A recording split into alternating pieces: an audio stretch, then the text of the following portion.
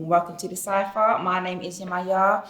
This is my semi-circle of lovely panelists. You, the audience, complete our circle by engaging in our conversation on today's topic, which is Millennials versus Generation Z.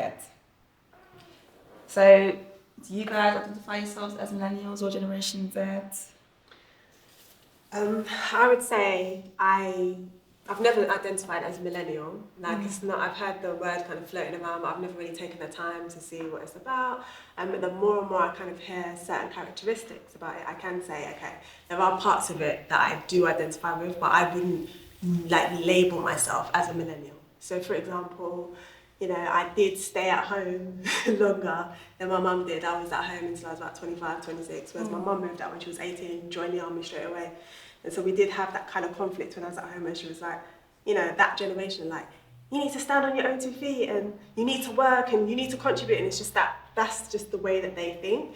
And so she had to kind of learn this new understanding of me and my generation. Yeah. And I had to kind of also understand where she was coming from. But I did contribute, but, you know, it's expensive living out there, so it makes sense. Yeah. I'm the same. I don't necessarily subscribe to the label. It's something that I only recently started hearing, looking into, trying to understand. But it's not something that I would label myself as. But I think I do fall under what a millennial is in regards to being born in 1994. I think I'm kind of a millennial in that regards, the time I was born. But yeah, it's not something I prescribed to before. I think as well, like, because I'm sort of born the earlier stage of the millennials, I had a mobile phone much later than a lot of other millennials, and so I can kind of identify with both. It's like my mum, like, she's a teacher, she works with young people, and she has social media, and there'll be times when we're together, and I'm like, why are you posting on Instagram? She doesn't post herself, she posts like positive memes or like things to do, like community stuff, which I know is good, but at the same time I'm just like, you're not supposed to be posting, like, we've come to see you, be in the moment, like, and then flip side, there'll be other times when we're out and she's like, put your phone away, because I'm the one that's taking a picture or, do you know what I mean? Yeah. So that's how I identify myself as. It's like I'm torn between two. There are parts of me that does lean towards that millennial, you know, those millennial traits, but then there are other parts of me who just wants to be in the moment, and, you know, I disconnect from Instagram and stuff from time to time, and, do you know what I mean? But then at the same time, you know, I'm probably one of those 70% of millennials who do check their phone every hour. Yeah. Even for no reason. I might just flick for a second and I'm like, why are you looking at your phone? Yeah. And then put it back down again, so, yeah. I mean, me, I was born in 97, so I guess I would come under Generation Z, but I've always been like an old head, like a analog person in a digital kind of world. I kind of reject social media, even though I'm on it, but I'm only on it because I feel like in this age you have to develop a technological kind of literacy, because if not, you kind of risk becoming obsolete. You know, you have to sort of get with the times. But me, myself, I'm very much old-fashioned, and I like just like stuff from the past. So. What about you, King? I don't associate with millennials, Generation Z, or I don't really follow those ideologies and them thing there. I just believe I'm an old soul on a journey, and like, I try to map out my life in terms of those things, like, because certain things just come innate to me, whereas like even my nature, I'm just an adventurer, like, I'd be out and about, even in this generation. Now with all the technology, I don't shop online, I don't do them, I go to the shop, try on the things. So I've always had that old soul nature.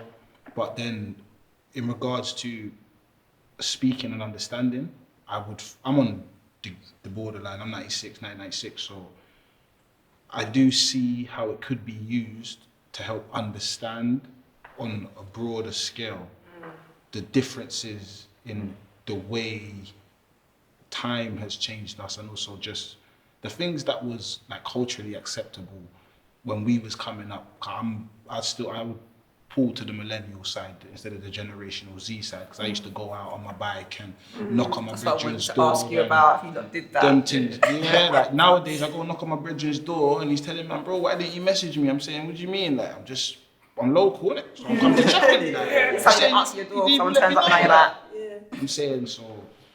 I would say I've got a lot of things more in common with the millennial side than the Generation Z side of things. I struggle with the labels as well because I know what they are, so I feel like it's created for us to fit into it as opposed to it's saying it's defining who we are, but I understand why or how it defines us in terms of marketing perspectives, in terms of how we interact with products and services, maybe a bit differently.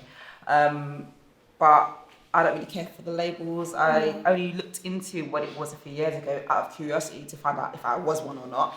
And when I looked at it, I thought, oh, okay then. But it's not something that I even hear my peers or anybody else really talking about in terms of, I'm a millennial, I'm a Generation Z. Nobody really talks about it in that way, unless you're in marketing. Yes, yeah. So it's interesting, and I just wanted to know what you think the differences are between Generation Z and the Millennials, and you talked about playing out and all that kind of thing. So I know that for Millennials, that was like we are on the border of the digital age and the pre-digital age. Like I remember when mobile phones first came out and stuff like that, and internet and Freeview and all those things. I remember having seen on Sky and all those things coming out. And playing out and knocking on people's doors and not having to ring them because you didn't have the means. I just wonder what your experiences were like growing up as young people. And you said you did the bad thing too. And I thought, I'm looking at the kids today, Generation Z today, the younger ones. They don't play out. I don't see no one riding their bikes and no one playing knock down ginger. None of those things. So I'm just thinking, like, what do you think the differences are? The key differences are between the generations today?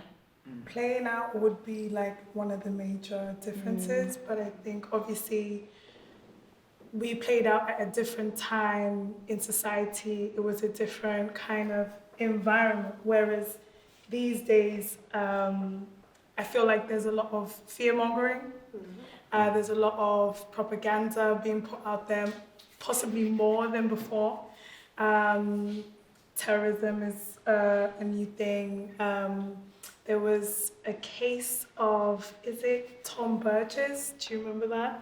Where that little boy was murdered by Bulger. Sorry, my bad. Name something Bulger. Yeah. Jamie Bulger?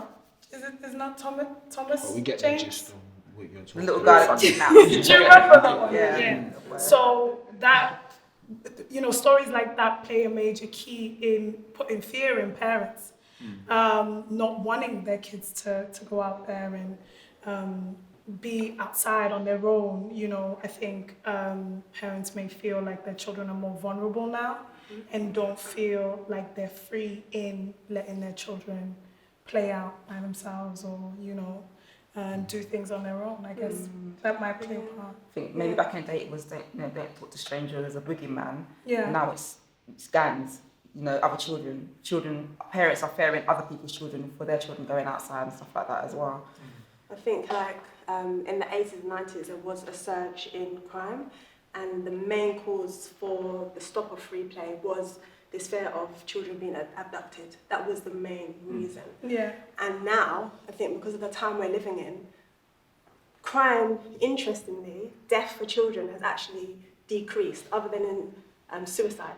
So other than suicide rates, which has gone up, other causes of death for children has actually gone down. But because we are living in an age where we're exposed to all of these kind of incidences digitally,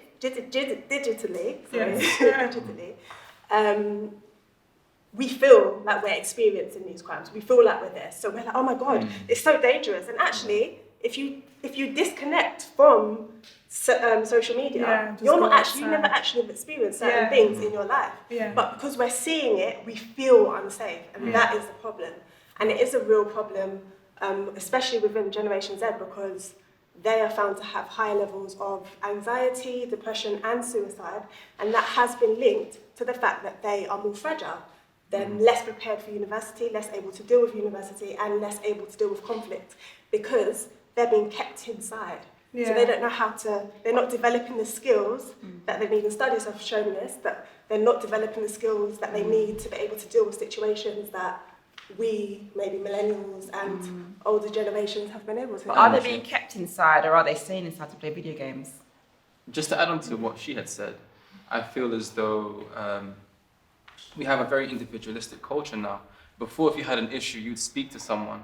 But now with the internet and people have their own personal phones, whenever they have a problem, they'll consult the internet about it and they'll keep it locked inside.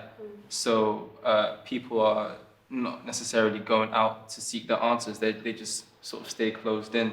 And I think that's what's happening with Generation Z. And when you think you're alone, that's when anxiety begins to rise and stuff like that. So. Yeah, we're in this culture where if you ask a question, everybody's like, Google it.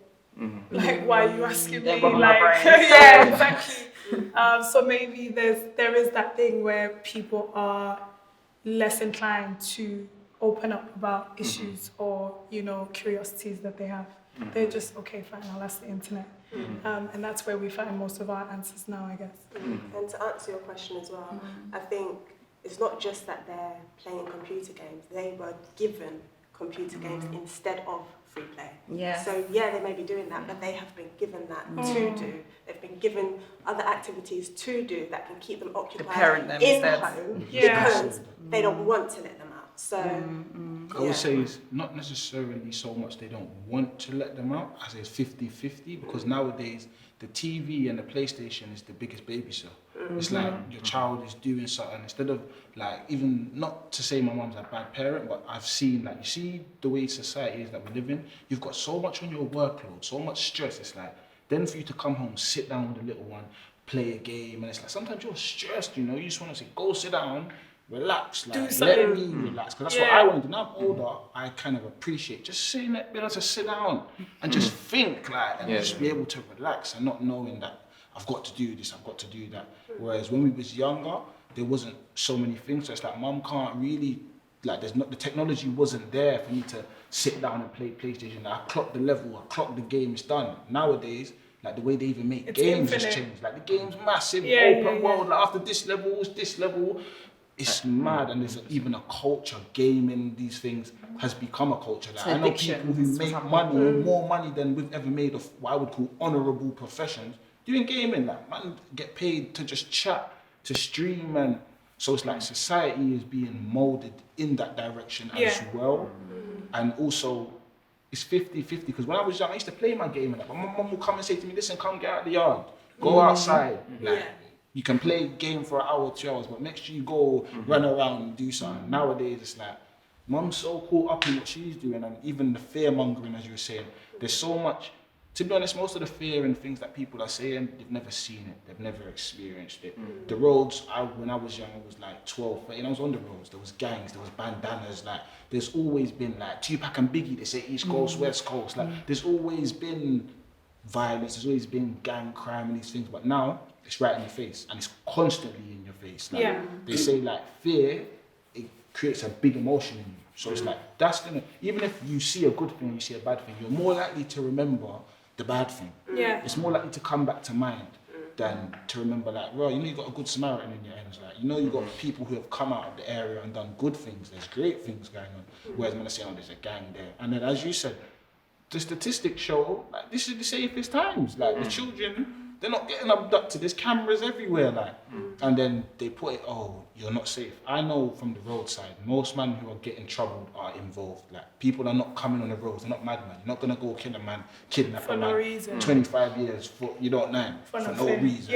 That's not what's going on. But propaganda's pushing this gang thing, this postcode thing, and these are the things that's making it harder for us to then say, go outside, go just play with your friends. Like, mum's always got to keep an eye on you, and so it's a bit, anxiety. it's a bit tricky. I want to go back to what you said about the research saying that Generation Z are the least prepared for university. Because I find that, from what I can see, I'm not looking at research, but from what I can see, that they're also very entrepreneurial. They're like 22-year-olds running multi-million-pound businesses, and they've got some good hustles going on as well. Whereas you will look at our generation, Millennials, I find it harder to leave home because we were the ones that missed out on the opportunity to get on a property ladder because of the recession and skyrocketing house prices and all those things. So I just found it very interesting, where I feel like they have a lot of advantages because of the new opportunities that are open to them in the digital age. Yeah, they definitely do. I think social media, which is, I think, the big difference between the Millennials and Generation Z, has enabled them to have those opportunities. And they're said, I think, to be less tolerant than Millennials. So where we sort of had dial-up for Wi-Fi and stuff, so we were used to like wait. We've had, you know, the times when we've had to wait for the internet to load up. We know the difference between the two. They expect a certain standard, and so they're more likely to complain. They're more likely to demand higher standard. They're more likely to leave their job quicker if they're not happy. And so it makes sense that they would go out there and get what they can if they think they can. If they don't have to study and go to university, they're not going to do it. They're not going to waste the time because they have access to so much information. You know, they're using it. So it makes sense. But then I think them saying that they're less able to deal with university is more to do with the fact that they're not able to handle conflict, they're not able to handle, you know, we've got this call-out culture, which seems great on the surface, but we're moving into an age where we're not able to really handle people having different opinions to us. We're very sensitive, and it's that kind of fragility. When it's mob mentality, when it's not in line with your own views. Exactly. Yeah. And it's almost a reward culture as well, where, you know, on one hand you're like, yeah, this is a powerful generation, like we're calling everyone out, you know, we're speaking our minds, and if you do something wrong, we're gonna say something, but you're doing it online, so you get points for approval. So it's like a game, as opposed to pulling someone aside and saying, do you know what, actually, to your lecturer or whatever, what you said in class, it wasn't suitable for these reasons. You have to say it in front of everyone, because it's not really about calling them out, it's also about you being a hero. And this is the problem. Because then you're making out like things are changing, but they're not really. Because if anyone disagrees with you, you're going to shut them down. You want to silence them. You don't want to have a debate where you can both grow and then become more intellectual. What you want to do is silence. And that's what we're moving towards, where there's so many things that are going on. I'm like, but that doesn't make sense. Why is everyone agreeing with that? It doesn't make sense. But, you know, people are scared to speak out. People are walking on eggshells. Professors don't even want to lecture with their classmates because they're scared that the most sensitive person in the class, because that's who they have to teach for, the one, even if it's just one, that most sensitive person in the class is who they have to prepare the class for. Because if one person makes an anonymous complaint, their job's gone. And so now teachers aren't teaching the way they used to teach. We're not being challenged, and so we're not able to grow and develop and just be individuals. And that is part of Generation Z. So it's a lot of facades. It's a lot of political correctness in this Generation Z business. Like, it's not what is genuinely felt is right, as you're saying. It's more, what does the world, how they're gonna see it? Like, there's all these things like memes, and you don't want to go viral for the wrong reason. Certain things. So it's like that could ruin your life. Like, and in this generation, that's what it is. There's cameras everywhere. Literally, it's like, see, when you're doing things back in the day, there's enough things we've done that will never be told. Like, only the walls got eyes. Like, they will know. That's it. Your brethren that was with you. That's it. Nowadays, all it takes is for you might not even record it. No one, and someone else who's there might catch it. It's just like you're constantly on guard. Like, see how even now when there's cameras around, it's like you have that. It's like that's kind of just become an underlying thing. Everywhere you go, like even when you eat food, like what meal you eat, man's taking pictures. Like when you got porridge, you ain't taking pictures. But when you got a nice looking thing, you're making up like your life is a certain way. So even with the anxiety, I see it as in the Generation Z, it's a lot more competition. It has its pros, but it's got a lot of cons as well, because it's like I'm competing with people I've never met. I'm looking at a man's best life on social media, and it's like, brother, that's not every day, you know. You're taking those pictures, one-offs. You might take one picture a day, but you've got how many hours in a day? That's maybe 20 minutes of your day you did something glamorous. You post that up and you're making out like your whole life is some show. When in reality, you know, it's not that. When you go brush your teeth, put on your pajamas, and you're looking your best, you're not living your best life. But at the same time, that's not what you're promoting. You know, so everyone's trying to market that's what people are buying into, though. The reason people are doing that because somebody is buying into it. And that just makes me think about how we socialise, the different generations socialise differently. So, you know, you've got the digital age where, you know, you don't even need to ring the house phone to chat to anybody anymore. You know, you don't even need to come to the house. You just arrange a meet up on your WhatsApp and you meet somewhere else outside. It's just like, what do you think the key differences are in terms of like the social lives of Generation Z and Millennials? Because from what I can see, there's a lot of drugs as well, a lot of self-harm, a lot of mental health, a lot of drugs that millennials would never even dream about taking. Like we'd be looking down on people that were doing like sniffing this and popping Taking that codeine and and balloons these and all them things. things. Like we used to do, okay, we did the weed thing.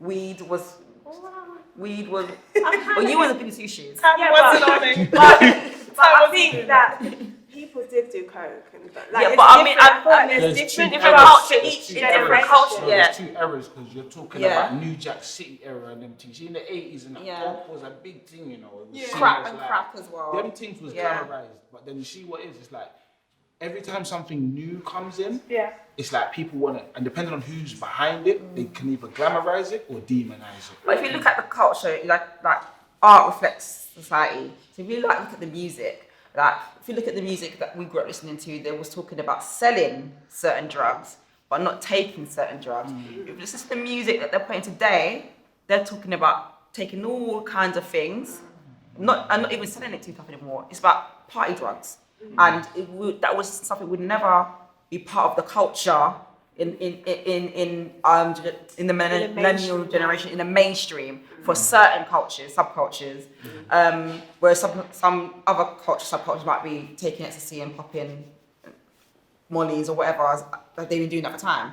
But I was looking at how the music reflects the differences in social behaviour, or how the music's influencing social behaviour, because it's just a different dynamic now, I think. You see episode 1, if you ain't seen episode 1, go back and check episode 1. You see what we was talking about when we was talking about the British culture and African culture. I think that has a big part to play, because it's like certain things in our culture, they looked at as like, nah, you don't do them things. But then there's certain other cultures now, they do them things. And it's like, you see, as we were saying, there's first generations. There's a lot of people who are now in this country, they're not first generation. They haven't come from another land.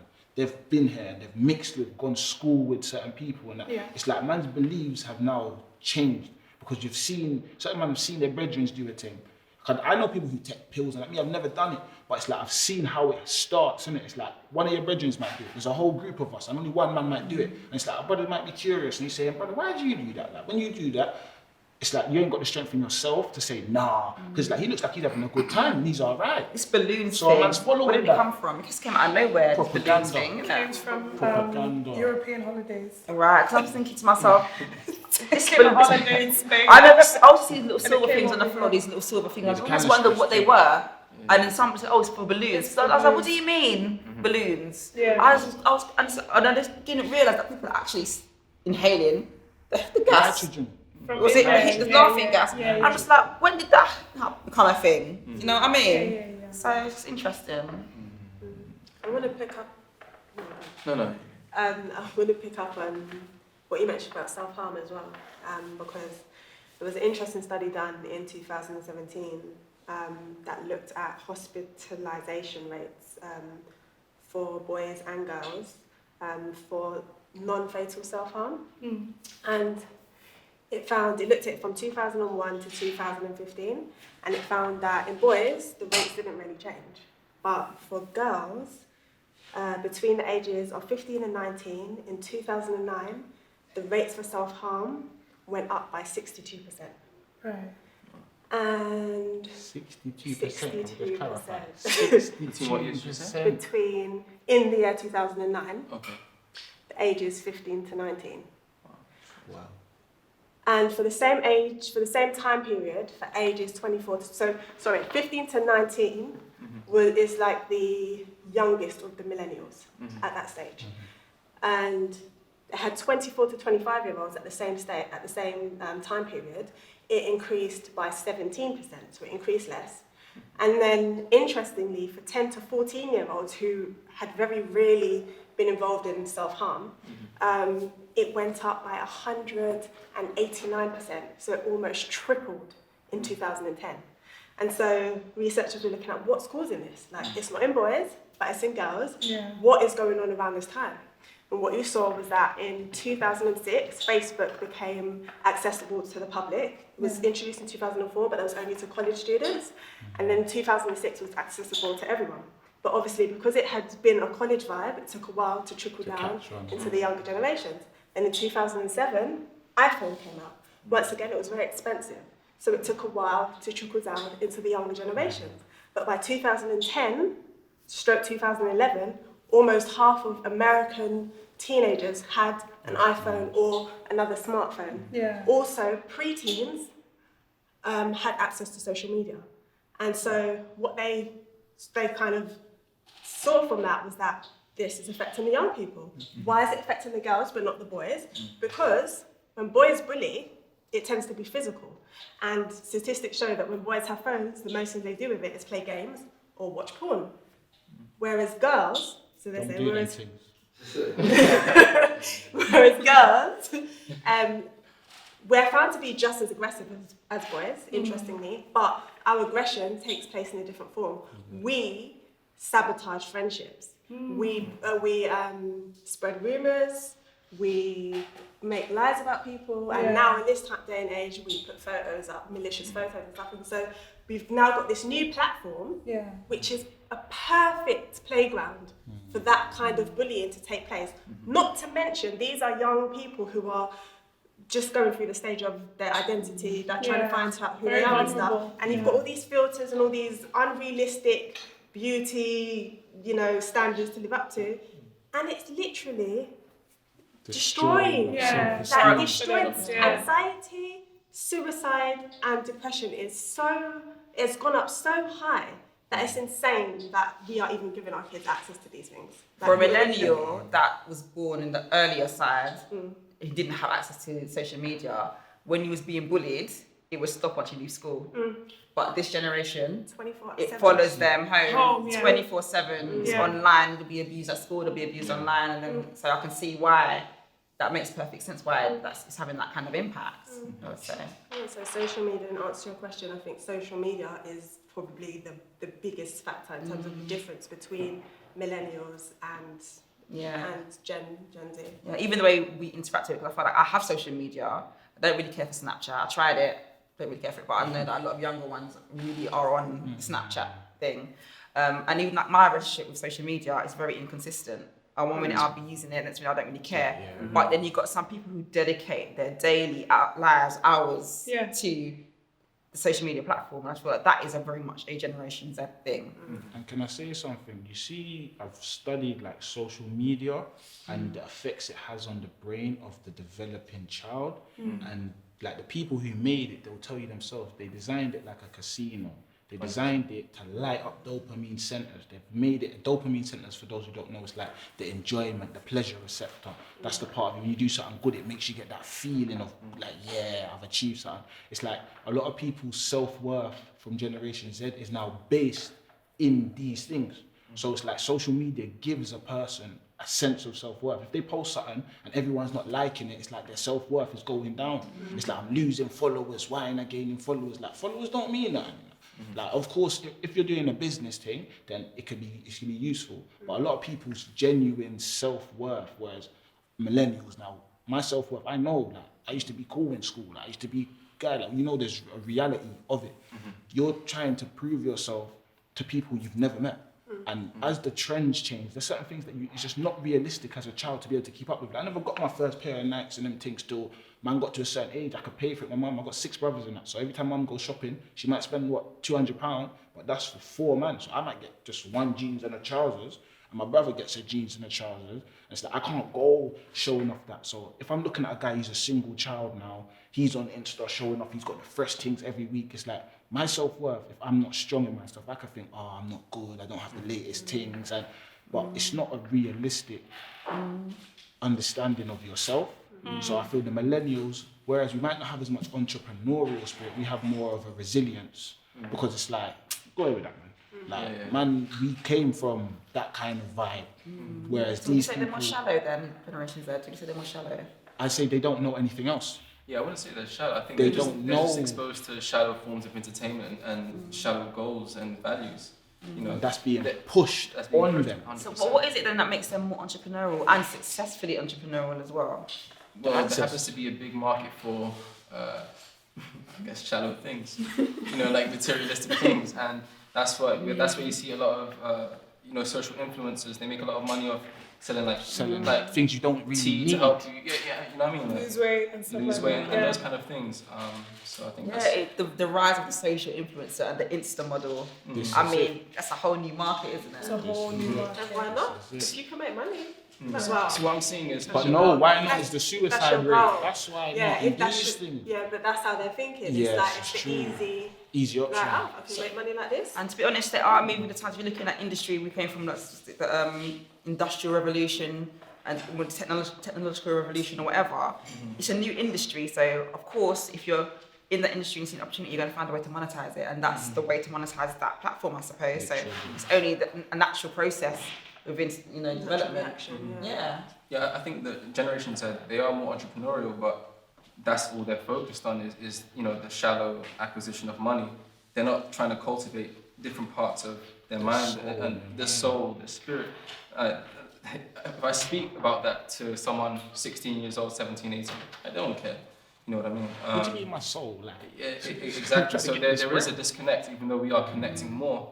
There is a very big disconnect. So somebody like yourself who would technically fall into the category of Generation Z, what has made you different, and how have you managed to forge a different path in terms of your mindset and your way of life? It just seemed very unnatural to me. I just had to take a step back and just observe it and just see the direction that it's going in. It never felt right. I mean, I'm not going to lie and say that I didn't engage in those things at one point. At one point, I did see myself through posting a picture. I used to have waves back in the day. I used to be brushing my waves all the time. I used to have 2 mirrors. So I used to have one mirror behind me and one mirror like this to make sure it was 360 all the way around. So shout out my boy Dimi. I told him I'm gonna grow locks because I wanted to get away from that. Yeah. Away from being artificial and just caring so much about my looks and likes. So that's part of the reason why I decided to grow this. But it was just, I wanted to find myself. I know it's a cliche thing to say, when you grow your hair, you start finding yourself, but there is a link. When you decide to say, all right, you know what, I don't care about how I look. And I'm going to leave that to the side. Yeah. And then you go within, there's a big difference. So that, to answer your question.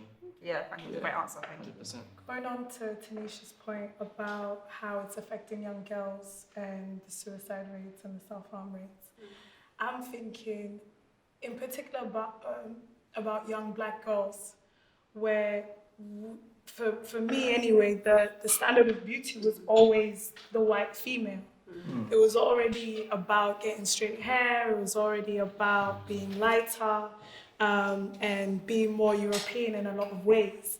So I'm very much concerned about young black girls in particular because I was on the cusp of having social media mid-teens, but even before that, I understood from general media, from the TV, that the standard of beauty was white.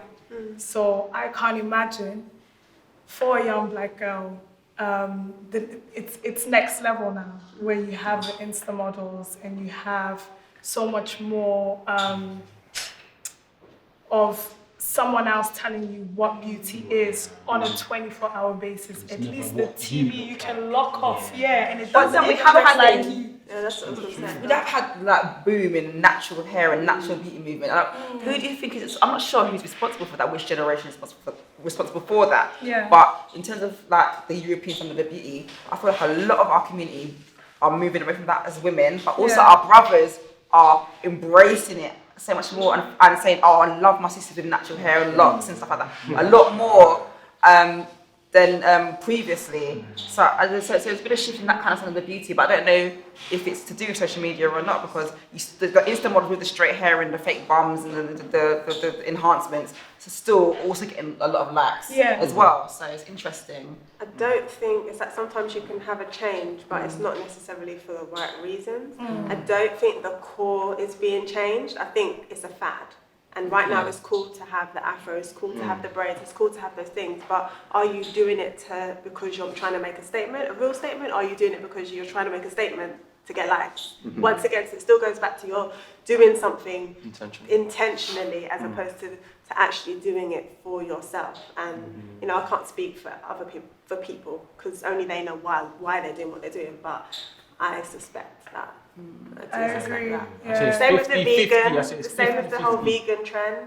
Do you know what I mean? It's like a lot of people want to be vegan because it's now trendy to be vegan. It's just cool to be vegan and to, do you know what I mean? As opposed to actually doing it because they might want to. So I agree on 50-50 because a lot of people do it for that reason, but I think it's become a trend because there's people out there like Dr. Sabi, big up Dr. Sabi and Dr. Laila Africa and them, man. There's people that are at the forefront fighting like to make it known that it is cool to be these things. And I think, to be honest, we should run with that narrative. I'd rather it be cool to have your natural hair and to eat healthy than it be cool to get a McNeese. Because when man was growing up, like, it was cool to get a Happy Meal. Like, nowadays, man will laugh after you if you're going McNeese. Like, man, I say, what? Like, even the pork thing, like, back in the day, people used to love the pork off. Now it's like the pork. Like, some people still love their pork and that, but now it's kind of a thing, like, don't do that. So I guess it's how it's being utilised. Because it should also,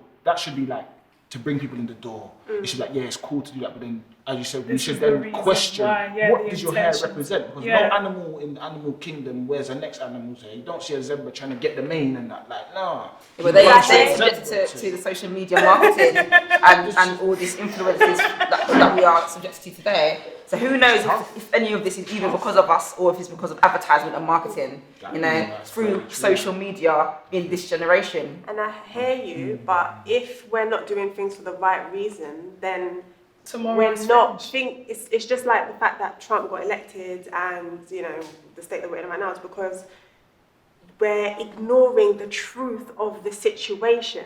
So America ignored all those people that were unhappy, and so they turned around and they voted for the person that spoke the truth. Allegedly. So, I mean, the truth in the sense that he spoke, he spoke what was on people's minds, though. He spoke what was on their minds. So who knows what his agenda is, but he spoke what was on their minds. So it's like someone's being raw. We don't care what he's saying now. We just want the truth. And at the end of the day, it's not good enough for everyone to be moving in the right direction if underneath it all is poison, because then we're going to get to a place where it's all going to fall apart and we're going to be like, oh, like the election, what's happening? How did this happen? How did we get here? We got here because we were pretending that things were getting better when actually they weren't. No, I don't want you to be vegan if, I don't know, you're taking drugs on the side or you're still doing this or you still got unhealthy mindset in other ways. Not saying that we're going to be perfect, but I'm just saying, like, you've got to do things for the right reason, otherwise it's pointless.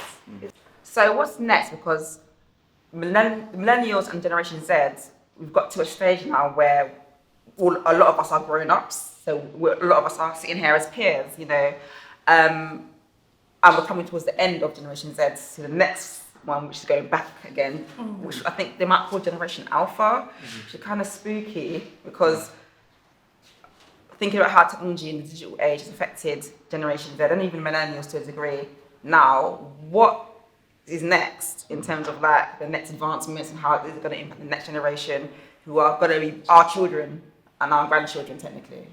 Well, maybe not our grandchildren, just our children, because that's the next generation. It's coming up, it's coming to an end now, Generation Z, isn't it? Plus, we've run out of letters in the alphabet. So Yeah. what is next? Yeah, Generation Alpha. That's A, no? But they say it might be So what Generation is Alpha. next? So yeah, it's interesting. So yeah, on that point, I had found this interesting copy of The Economist. And so when I first opened it, this is what I found. So you have a DNA strand, and it says humans 2.0, and it has the technology as one of the DNA strands, if everyone can see that. Oh, And if okay. So that initially triggered up the idea of transhumanism. So if no one knows what transhumanism is, that's basically the idea that we can evolve past our mental and physical limitations through the use of technology. Right. Now, that's very worrying because it puts us in a whole different territory as to what is real and what's fake. You know, when biological parts can be replaced by cybernetic parts. Ghost in the Shell. Ghost in the Shell. Is that a Netflix show? Yeah, and then it was a movie. It was an anime initially. Animation, yeah, first. It was an anime, Okay. then it became a movie. Yeah, The that. anime peoples worldwide. So it places us in a whole different discussion as to, you know, what is human, what makes us intrinsically human, and this generation is definitely the one where we're going to explore that big question of what comes next when we link up with AI. AI. Virtual reality is already getting to certain levels. I went to this place the other day called Otherworld. I want a free entry for this plug, Otherworld. Okay. I went to this place called Otherworld the other day, and it's a virtual reality place. And you know when you was watching movies 20 years ago, some of you were babies, but, and you see them doing scenes about AI, virtual reality, and you think, oh, this is not going to happen in my lifetime. Crazy, yeah. Literally, it was so good. And there's another one called Zero Latency, which is meant to be even better. And it's like we were actually moving into that Star Trek era where there's things that we wouldn't even think were possible are actually happening. Like gaming has changed now. You literally can do virtual reality, and it's something that we've been talking about in a fantasy way for so many years. Mad. And it's crazy. It's crazy to think what it's going to be like. And I'm sure our grandparents felt the same way when they were young. Like, oh, I wonder what it's going to be like for our grandchildren. You know, they would never have known that Facebook would exist or what it would be like. Or People used to say they would be going mad, innit? Like you have mini phones in your pocket. And Yeah. I feel like it's even advancing at a quicker rate now than before. I feel things were a bit of a slow, incremental little drop of something here, little drop of something there in terms of technological advances. But now it's like every month there's something new. Every minute there's new conversations being had about AI that maybe weren't had out there in the mainstream 3, 4, 5 years ago. So the movement is growing at a faster pace, which is a little bit, for me, I don't want to say intimidated because I'm scared, but intimidating. I don't mean you're scared, but it is because it's like, where is it going? What's happening? Yeah. I mean, for me, my relationship with technology, if go back a little bit in terms of social media, I'm just kind of out of it now. Like I've taken a lot of Instagram breaks where I'm just. You don't message man on Instagram. I'm not on it no more, but I support you still. You know, I support you. Yeah. But that's what happens when you log off. People are like, "Where are you?" I'm like, "I'm here." People take offense, like. Yeah. come by. Yeah. I'm actually here. You may need to connect with me in a different way, or you know, if I go to an event, everybody's giving out Instagram, information, and I'm just like, I'm on a break, so I'm not. I don't have social media. I don't have it right now. So you're weird when you say people these look at You things. know what's like, funny? weird. WhatsApp stopped working one day, and I forgot that I could actually send a text. I forgot that was an option. I actually thought it was an option. I was like, oh yeah, I can text somebody. It's crazy. So are we like super dependent on? We're becoming more and more I think on it. there's no way to stop it at this point. I think we all have mobile phones. We're all connected to this hive mind that continues to learn from us every time we input data into it. So, it's learning, and eventually, and it's learning at a much quicker rate than we are. So where is that going? This is why it's dangerous. It's dangerous, and I was reading recently that Google, they achieved quantum supremacy, which means that I think they have a quantum computer that figured out this equation that would have taken, I think, 10,000 years to solve, and it was able to solve it in allegedly, and they were able to solve it in, I think, 200 seconds. Wow. Now that's crazy when you think about it. That technology is advancing at this pace. Is technology now able to create its own futures for us? If you think about reality as its code, go ahead. About the transhumanism, this is why I say it's dangerous, because we all see the films like I, Robot, bless you. We all see the things like I, Robot and these kind of things, where it's like the AI becomes supreme to human consciousness. It's like, where is this going? Because you're saying soon man are gonna get bionic arms, soon we'll have fully robotic robots like doing police work and these things, but like what does it mean to be human? Because you can't just say you're gonna take half of a human, half of a robot, make them work together, and that's a human. That's no longer a human. That is something else. We were considered humans at one point. We didn't have human status. Do you remember that TV series called Human? Yeah, I remember that one. Yeah, it's like, oh, well, what makes you human? And there's a political debate around it. Like, when we were enslaved as people, they wasn't considered as human beings. We had to fight for that right to be considered human and not was it cattle, chattel, whatever you call it.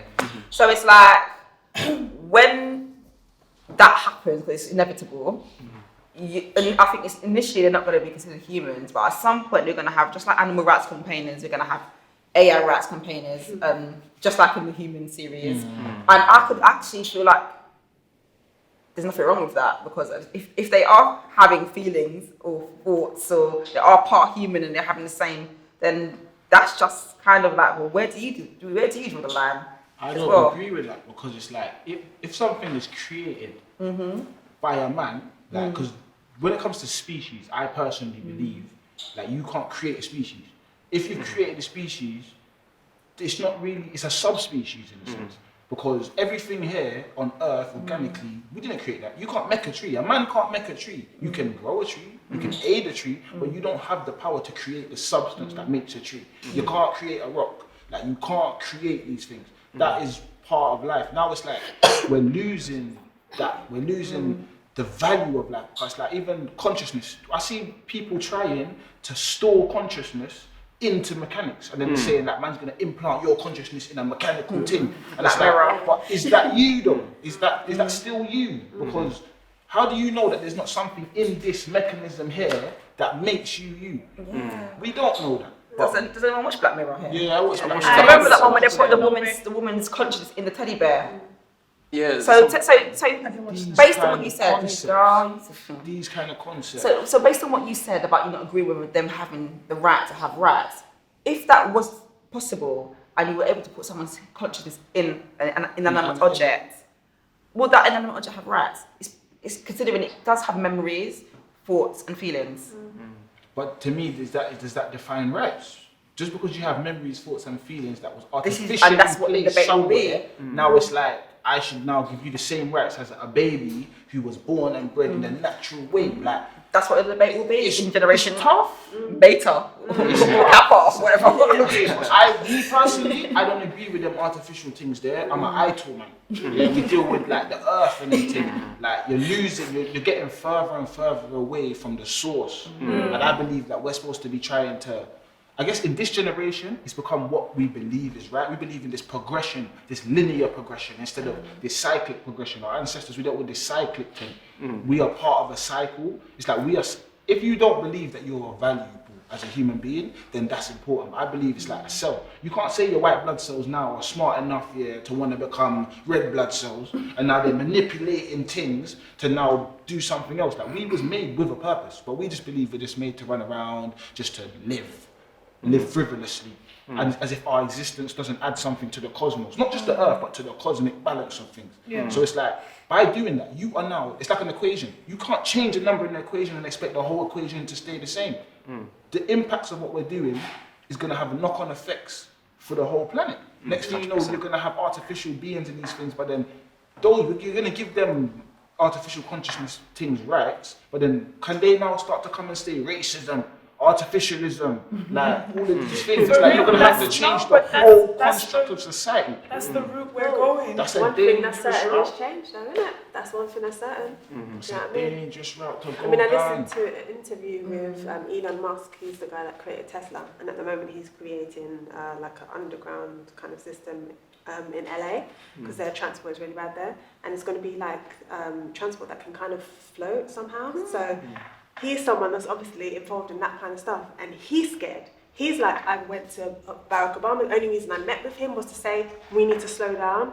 I've gone to how many meetings to campaign to say, we need to slow down, and nobody's listening. We're not slowing down. So I'm concerned for what will happen, but now I've kind of come to this place where I accept it's going to happen. Inevitable. And he spoke about things like we'll be able to exist outside of our bodies and all those kind of concepts. So, you know, Really making fake meat, I guess it's going to happen, but it's just a growing case of meat when. in a petri dish. Yeah. So you're not going to have meat from a real animal. You're going to have meat that was grown in a lab. GMO meat. With them, not even GMO, gone past that. They're going to have meat that they have grown in the I lab. see it, they make stem cells. Yeah, and grow. There was a documentary on it the other day, and I think like all, you know, when you're watching like them back in the day sci-fi films like Aliens, and they had like the fake food because they were in space for so long. All these things, I feel like these are predicting the future. Like Star Wars, Star Trek, all the technology, the fact that you can like live on a spaceship in another galaxy and mix with Klingons and just all this. They I got feel the like clean this is ones. all these things that if you ask somebody 100 years ago if it's possible to have a mobile phone or BlackBerry, you will, oh, I saw it in a movie, in a science fiction film, but that's never going to be possible. And it is now. It's half of the things you see in Star Wars or these Star Trek films, you can actually do now. And So it's like, yeah, and also a lot of the things that we're a lot of the things that we're scared of, maybe for right or wrong reasons, but if you look back there at history, there were things that they were scared of, like, oh my God, they're dancing like they're doing this. Oh my God, like, what are they doing? This isn't right. Da, da, da. So we don't know, like, how the future generations are gonna respond, react, what is gonna happen. We have these ideas, but the reality is no one knows until it happens. They don't know. Which is that's very scary in it's itself. scary, but Just that fact. But that's fear. And the thing is, It's a madness. a lot of that I don't know creates a lot of unhealthy kind of things as well. You know, oh my God, you know, this race of people, I don't know if they're going to do this. Are they stronger than me? Or that doesn't necessarily breed questions that are healthy either. So it's like, it's good to identify that it is scary, but that doesn't necessarily mean it's wrong. Although I know we can create these logical reasons as to why it is, but we could be wrong. It might not be wrong, and it may have always played out this way. And it may also be the cycle that you're talking about. You might not be able to see that bigger picture now, but somehow it may lead us right back to the start.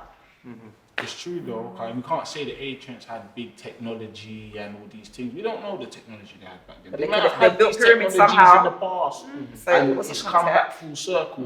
But I just think that, boy, it's very dangerous as a generational thing to kind of venture away from that path that was set to us, because we know, like, our ancestors had chicken pox, like my mum had chicken pox. I get it. It's like, it's something that's expected. You can kind of prepare yourself and your children for it. Whereas these leaps in technology, they're getting vast. I'd say that the difference is, back in the day, a man's going to explore an unknown ocean. He's not going to create a new race. Like, there's certain things where it's like, it's getting bigger. Like, the possibilities are literally getting bigger and bigger, and that is very dangerous. And then coming back to our perspective as black people, who's making these chips?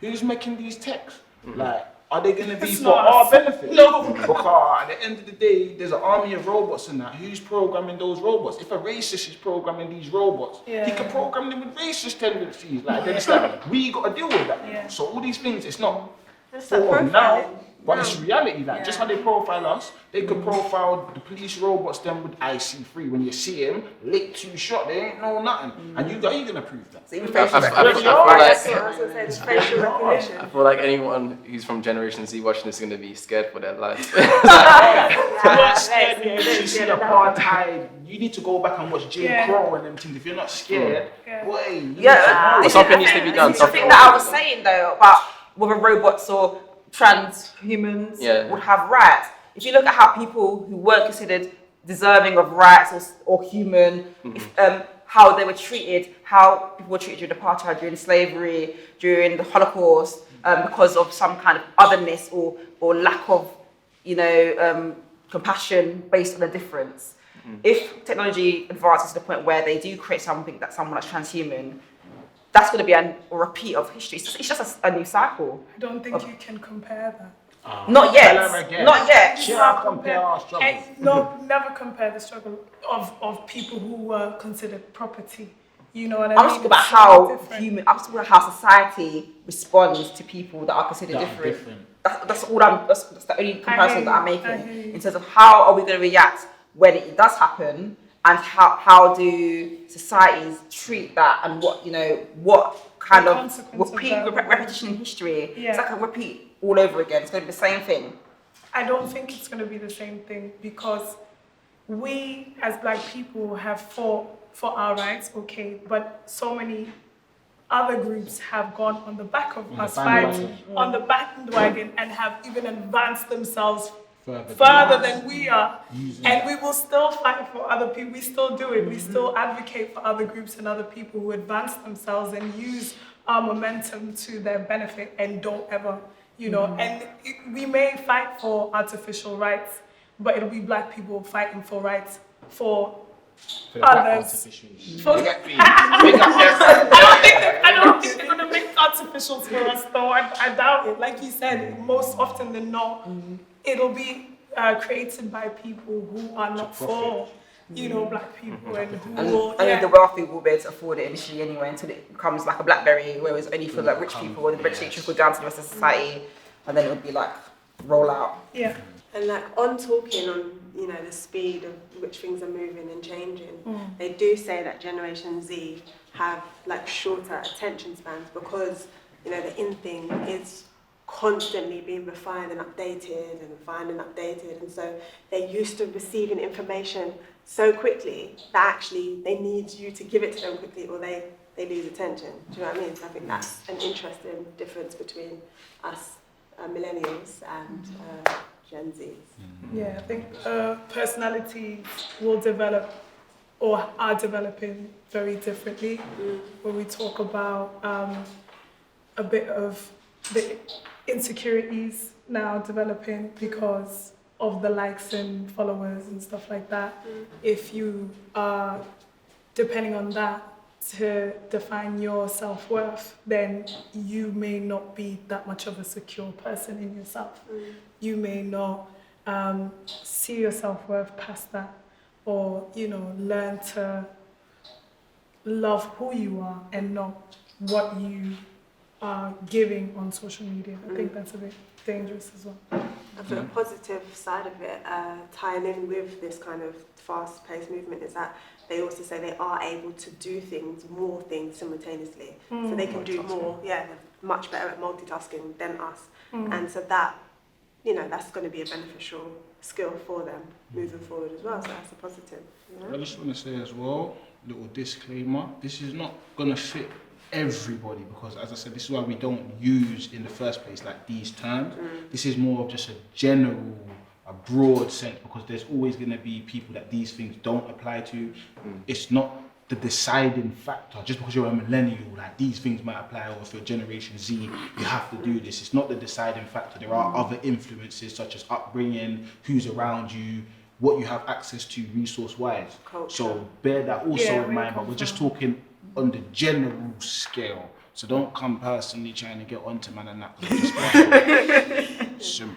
But we would And we're like saying you to comment though. comment and let us know your thoughts. If you Comments. disagree, feel free to disagree. If you agree, share your perspective. This is the information that's been presented to us. It's not what I personally have necessarily experienced, because a lot of my younger peers and cousins, I personally see them as entrepreneurial.